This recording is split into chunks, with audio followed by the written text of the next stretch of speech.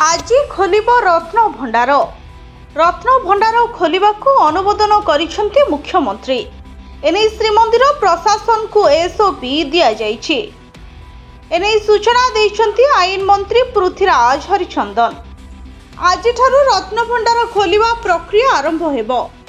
आईन मंत्री कहिसंती जे गणति मणति बेले आरबीआई प्रतिनिधि उपस्थित रहिबे। श्रीमंदिर मुख्य प्रशासक को सबु दायित्व न्यस्त करा जाइछि।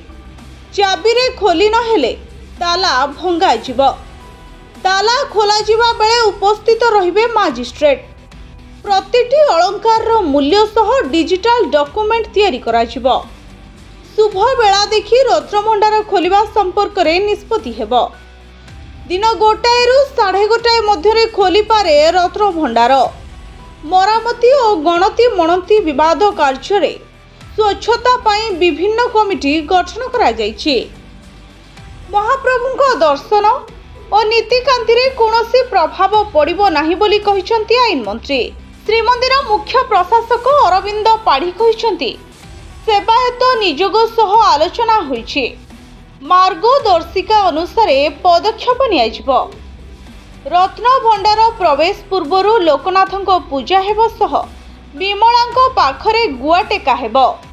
ब्यूरो रिपोर्ट भंजौत न्यूज।